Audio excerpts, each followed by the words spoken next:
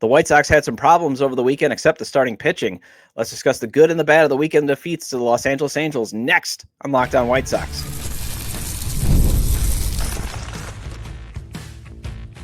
You are Locked On White Sox, your daily Chicago White Sox podcast. Part of the Locked On Podcast Network, your team every day.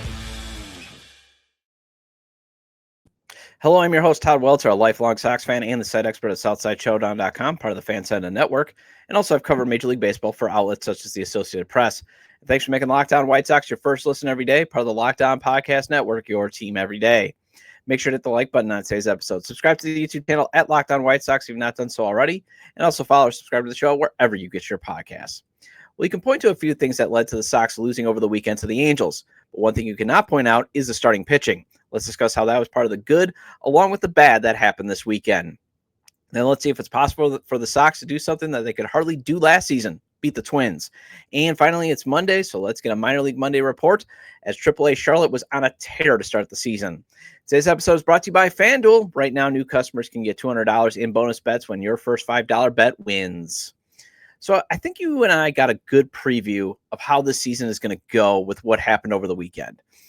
Good chance the Sox will get good starting pitching, but they're going to hardly get any offense this season. And that was pretty much on display over the weekend. And the issue with that, of being able to get good starting pitching, is it's not going to be sustainable, especially if the defense can't make routine plays, if there's base running gaffes, and the offense again cannot cash in on scoring opportunities. Like on Saturday, the offense cannot produce many base runners to begin with. So you didn't even have any scoring opportunities, obviously.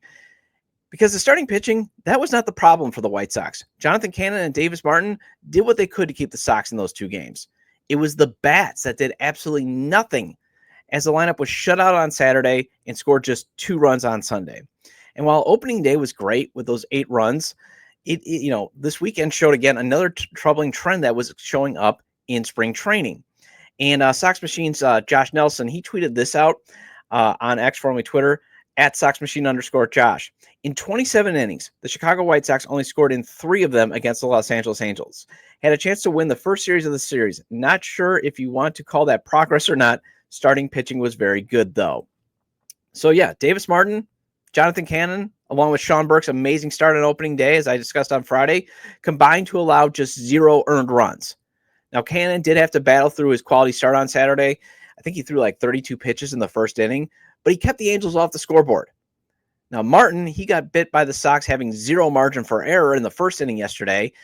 There were some defensive miscues that allowed for a bases-loaded first inning, and the Angels were able to cash in, but they only cashed in 2 runs. Jacob Amaya, who's supposed to have that great glove, got eaten up alive by a hard line drive, and Taylor Ward absolutely just destroyed White Sox pitching, though. I mean, he was amazing in the leadoff spot. But again, the Angels get the opportunities. They get the free outs, basically, because that should have been an out to start the game. Instead, it's guy on first. He ends up all the way on third in terms of another infield hit, because, again, some bad defensive miscues. And the Angels end up getting 2 runs in that inning. On the flip side, though, the Sox bats just could not cash in on the opportunities yesterday to score, like in the 7th and 9th inning. Saturday, though, there was no opportunities to score runs. The Sox had just 6 base runners with only 2 hits. That's a concern, dude. While it is early, this series, though, felt like a preview of the entire season. The starting pitching, for the most part, should give the White Sox a fighting chance. And actually, the starting pitching last year, that was not the problem for the White Sox, outside of like Chris Flexen and those, few wasted starts of Brad Keller and Mike Clevenger. But otherwise, you got pretty decent starting pitching that gave you opportunity to win games. But this year, again, it was just like last year, it was the offense. It was defensive miscues. It was bad base running. You had a base running gaffe with Brooks Baldwin on Saturday with one of the few base running opportunities that they had. And what will lead to defeats is the offense providing hardly any runs. You're also going to have what will lead to defeats: infield defensive miscues, especially in the infield, because the outfield, I was actually surprised. Andrew Benintendi played left for 2 games, and I was loud wrong with Nick Maton being at DH yesterday. I panned that on a short, and he hits a home run. But Andrew Benintendi was actually pretty good in left field. So your outfield isn't the problem. It's the infield. And you would think Jacob Maya, who's supposed to just be your fielding guy, should not have an error. And guess what he has? A major error that leads to a run. And the other thing that could lead to obviously some losses is the bullpen not being able to keep the Sox in a position to win. And that happened on Saturday when Mike Clevenger, again, still a process mistake to have him on this team, gave up the game-winning run in the 8th. And guess who drove in that game-winning run? Yohan Moncada. And Yohan Moncada got booed every time he was at the plate. But he drove in an infield. He drove in a run with an infield single. And I did say, I think it was it Friday's show or was it Wednesday's show? Either way, I said a couple shows back, it's a personal decision on how you're going to react to Yohan Moncada if you're at right field. And man, a lot of fans personally do not like Yohan Moncada. They did not like what they saw throughout his injury-riddled career. Obviously there was a fair portion of defenders on Sox Twitter world too, but the boo birds were out. But for Moncada, you love him or hate him, but he did have a 444 on-base percentage during the series. And he did strike back. And he basically said, I don't care. Boo me all you want. I just want a baseball game. But yesterday after the rain delay, which, by the way, led to another embarrassing moment for the franchise as the grounds crew could not get the tarp on the field, they basically had to do this patchwork covering. I got the image up for those watching on YouTube. This is Sam Blum, at Sam Blum 3. He is the Angels athletic beat reporter. He basically posted a picture of, now to be fair to the grounds crew, it was pouring in Chicago. There was hail. It was really hard, although whatever tarp that they're using, usually you have a sponsor on it. So the White Sox must be so bad that nobody wants to sponsor the tarp. And it looks like maybe did they not measure it? I don't know, but they basically patchworked this tarp together to keep the field somewhat relatively covered. But man, did it get soaked. And the sod father, Roger Bossard, his crew had a rough day, but they did the best they could. But at least in terms of the optics, because remember, the White Sox, they don't deserve the benefit of the doubt right now. Even though Bossard, who is an amazing grounds crew, man, he's the sod father. This is the guy that repaired old Comiskey Park after disco demolition. The guy just knows grass. But whatever happened out there, they just could not get the field covered. And it's an embarrassing moment for the White Sox again. And Scott Merkin actually posted a few interesting bits that the grounds crew team had to do to get the field back up to play because they had to get this game finished because the Angels are not coming back to town. So this is at Scott Merkin. Roger Bossard used 4.5 tons of drying compound, which is 175 bags, to fix the field. He's in his 59th season as an industry icon and has never dealt with hail until today. Bossard, quote, I have to be honest with you, disco demolition is number 1 on my hit list, of course. This is probably number 2. I've never run into where I had 3 inches of water on the infield and then got it ready. I'm proud of my crew and the job that they did, end quote. And I know John Boy and I know a lot of other places were really hammering the Sox for basically, being almost cheap when it came to their tarp. But really terrible weather. They did the best they could. And, Bossard, the guy is brilliant when it comes to, maintaining a field. But what makes this game hard to stomach was the Sox had runners in scoring position after the rain delay. Matt Thaiss hits a double to open the 7th inning, and then the heavens open up. But when, the game resumes, Miguel Vargas gets on base, and a wild pitch, they're at 3rd and 2nd. And they got nothing. Absolutely no runs. Kyron Paris, he crushed the game-winning home run off of Cam Bouger in the 8th. But again, the troubling trend, and I highlighted this on a couple of shows back in spring training that was showing. The Sox went 1 for 7 with runners in scoring position yesterday. And again, you might recall me talking about this. If the White Sox want to have just a bit of a better win-loss record, the offense has to get better in that area. The offense has to come through. You can't have Brooks Baldwin flying out to shallow left. It needs to be deep left so he could score Thaiss. You can't have Lenine Sosa fouling out in to end that inning. You also can't have Brooks Baldwin ground into a game-ending double play because that's what happened. Everybody's been killing Andrew Vaughn for a slow start. He only had 1 hit, but he got a double off of Kenley Jansen to lead off the 9th, give them a shot. Jensen is all over the strike zone. no control. The Sox should have been able to have a walk-off win. Instead, again, more not timely outs. And Brooks Baldwin grounds into a double play to end the game. Although Saturday, to be fair, Jose Soriano, he stifled the lineup as the Sox only had 2 scoring opportunities, and he had a no-hitter going through the 4th. And the rest of the Angels pitching staff was very good. You got to tip your cap to them, but still, the White Sox have to do a better job of scoring runs, cashing in on run opportunities, because there's just no margin for error. Well, another way the White Sox could slightly have a better win-loss record in 2025 is just by beating the Twins a bit more than they did last season. Let's discuss the upcoming series next on Locked On White Sox. March Madness is here, and FanDuel is giving you the chance to get on the action like never before. Right now, new customers can get $200 in bonus bets when your first $5 bet wins. That's $200 extra bucks to use on everything from buzzer beaters to Cinderella stories, and even who's cutting down the nets. And it's down to the Final Four, and FanDuel makes it easy to back whoever you want to win. The whole thing with spreads, totals, and game props. And I always maintain their spreads, money lines, and over-unders, they're great to play. But if you want to win big or at least double your money, the props, the parlays, and futures, that's the way to go. The FanDuel app is simple to use. So when you win, you get paid instantly. No waiting around. So visit FanDuel.com and get in on the college hoop action all tournament long. Welcome back to Locked On White Sox. I'm your host, Todd Welter. Again, make sure to hit the like button on today's episode and subscribe to the YouTube channel at Locked On White Sox if you've not done so already. And if you can't catch the show on YouTube, Locked On White Sox is available on all major podcast platforms. So make sure to follow or subscribe on places such as Apple or Spotify. Either way, get your 30-minute fix of Chicago White Sox baseball venting with me.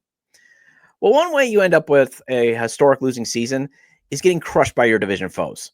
And that's what happened to the Sox last season, as the team won just 10 division games. And they only beat the Twins once. They also only beat the Royals once. They beat the Tigers 3 times, and somehow they managed to be a thorn in the Guardians' side by beating them 5 times. But otherwise, 1 win over the Twins. 1. And they had a few opportunities to beat them, but they kept blowing saves. I think Michael Kopech blew 2 saves. I know they blew a couple other leads. There was just some heartbreaking losses to that division foe. So the first thing that would be nice with this series is maybe the Sox beat the Twins more than once. Can't hurt. Or even just this series, what would be nice is maybe beat them 3 or 4 times. And I know I'm asking for a lot for the Sox to win a series, but like I said, throughout the season, I'll settle for beating the Twins maybe 4 times. That would be a sign of improvement to me. And it's sad that those are the standards for improvement. But if the Sox could actually beat the Twins on the field rather than beat them and who their next owner will be, that would be just fantastic. I mean, it was a baller move by Jerry Reinsdorf to get Justin Ishbia to abandon buying the Twins and instead just increase his minority share with the Sox. But Minnesota still has a baseball team. They didn't, close up shop after sorry about that. My daughter just doesn't want to go to school today. But again, it was a baller move by Jerry Reinsdorf to get Justin Ishbia to abandon, trying to buy the Twins. But again, they still have a baseball team. It's not like, the Twins just closed up shop because Justin Ishbia is not going to buy the team. But they are coming in to Chicago licking some wounds. And that's another sign of progress for the Sox that they could make, is just avoid being the get-right team this season. The Twins are 0-3 after getting swept by the Cardinals. They got outscored 19-6. And this was the team Pagoda projected to win the division. And they're off to a rough start. Still very early in the season, but it would just be nice for the Sox to first maybe show that they're not going to be the reason the Twins will be in contention this season. And second, if you do want to show some signs toward things getting better, start by just being a pain in these division contenders' side. And I asked the Locked On Twins host, what the heck is going on with the Twinkies after they got swept? And here's what David Brown told me. This is what he writes me. The Twins seem really complicated right now. It's hard for me to explain to myself what is going on. They started out healthy for once when spring training opened, but had several significant injuries by the end. There are also a few signs that they weren't ready to be at their best in the regular season, but it was also a lot of this, quote, this stuff always happens in spring training, so who knows if it's really indicative of anything real. The hitters hit the ball hard in the first 2 games, didn't in the 3rd game, but this 3 games, so what does it really tell us? The Sox seem to me to be in a good position to do what you persist and win a couple of these games. Then again, the Twins could just gin up some anger and sweep.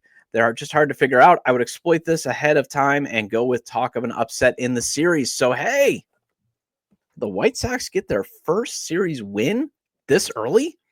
I mean, remember, it took forever for the White Sox to actually win a series. But to get an upset in the series, obviously you need Martin Perez and Shane Smith to continue, this good starts that the White Sox have been getting.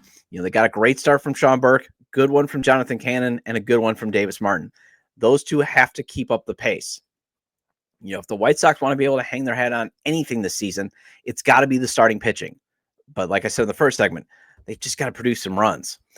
But I would not expect Perez and Shane Smith to be, only giving up 2 unearned runs like what's going on right now. I mean, Sox starting pitching, that's not going to happen.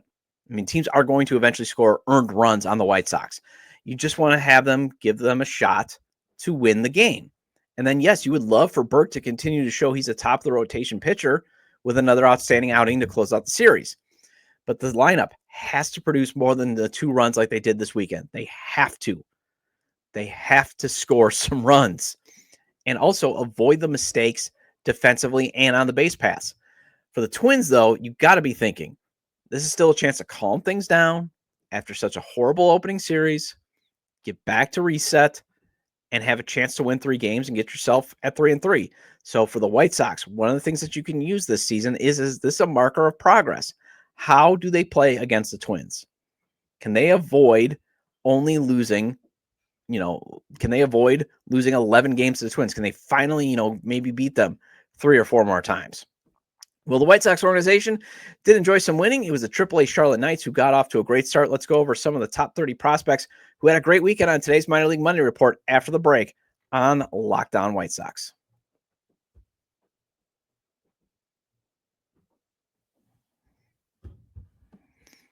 Welcome back to Locked On White Sox. I'm your host, Todd Welter. Again, shout out to all the everydayers. I appreciate your loyalty. Please hit the like button on today's episode.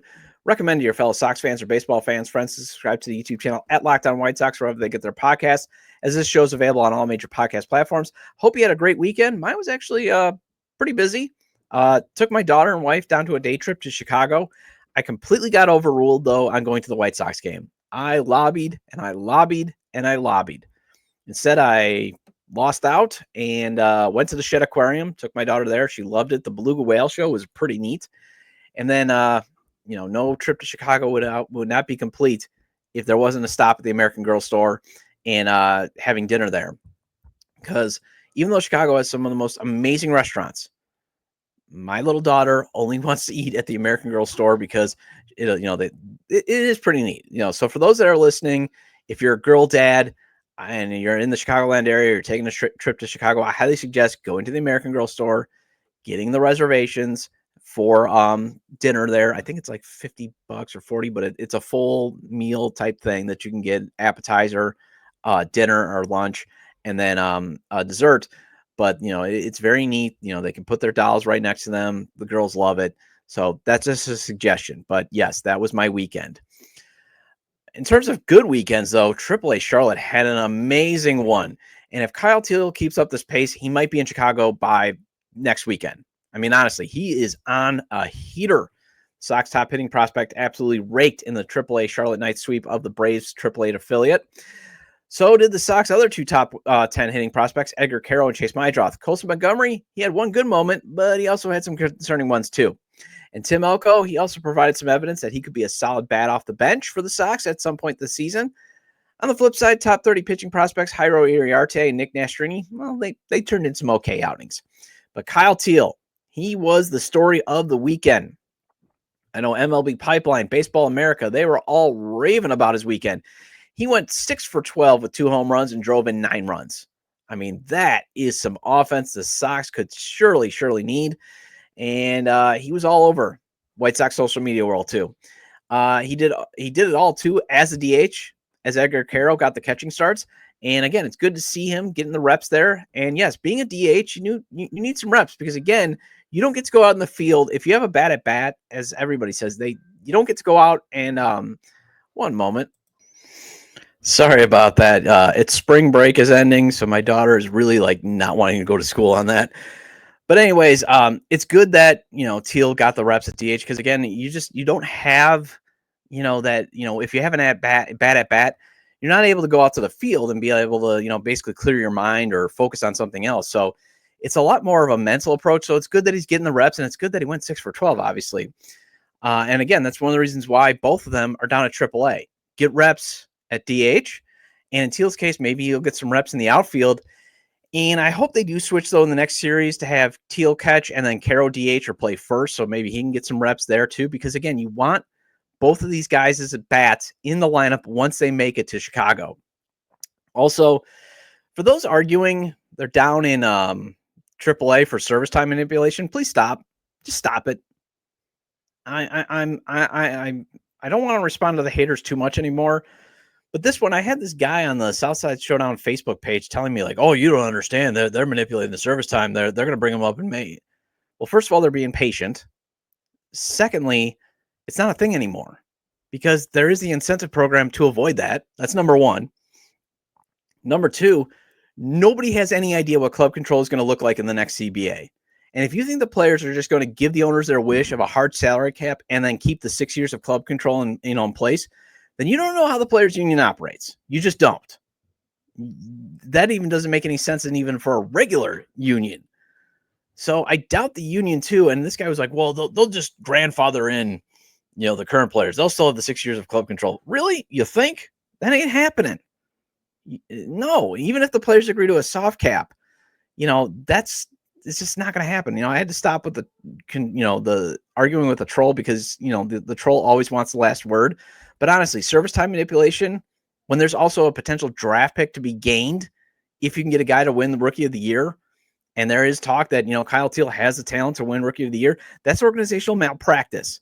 And you can argue the extra year of club control is better. But again, you're probably looking at an NHL, NFL, or NBA model of club control once you eventually get this compromise after a messy labor dispute that's going to happen after the 2026 season.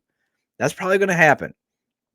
And for those that are going to end, I had somebody else once argue, and again, I don't want to respond to the haters too much, but this I feel like I have to because, again, I have the microphone. That's the other thing. For those arguing that small market teams, they're not going to give up the 6 years of club control. Yeah, they are. Of course they are. Because you know what they want? You know what they want more? A salary cap. They'll have a salary cap.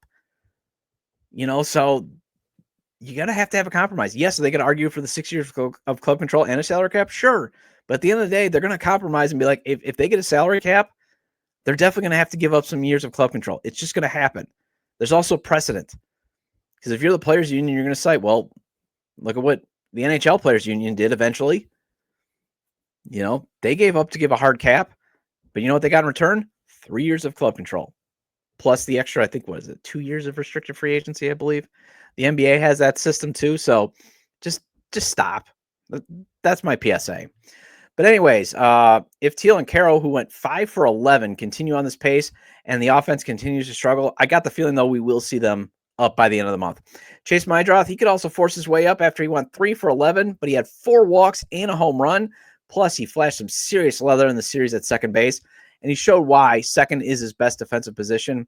There's some great highlights under Charlotte's X account, so I would highly suggest looking them up, especially on Friday. Man, quick to the ball, quick turns, quick pivots, quick, throws, that type of stuff. You definitely can tell second base is his, he just looks better at second base than he does at shortstop. Colson, though, who was the starting shortstop, well, he hit a home run on Friday. Yay! That's the good news. Bad news. It was his only hit in the series, 1 for 13, and he struck out 9 times. That's 9 times he struck out. Number 27 prospect Nick Nastrini, he pitched on Saturday, gave up 4 runs, 3 earned, 5 hits, walked 2, struck out 6 in 4 innings of work. Number 9 prospect Jairo Iriarte, he pitched yesterday. He allowed 3 runs, 2 of them earned, 7 hits, 1 walk, 4 Ks in 4 innings. Well, that wraps up this edition of Locked On White Sox. Thank you for making Locked On White Sox your first listen today. For your second listen, check out the Locked On Fantasy Baseball podcast with hosts Dominic Martino and Matthew Ane. MLB Fantasy Draft season is here. Be the most informed fan and set yourself up for a league win. Find Locked On Fantasy Baseball on YouTube or wherever you listen to your podcasts. And I'll be back tomorrow to talk about who could be this year's All-Star representative. Feel free to leave comments about today's discussion regarding the good and the bad from the weekend games, the Sox hopefully beating the Twins a bit more this season, and the Minor League Monday report. You can leave them at the episode page on YouTube, X, formerly Twitter, at ToddJDub or at Locked On Sox. Or you can email me at LockedOnWhiteSox@gmail.com. Have a great day, and I will See you tomorrow.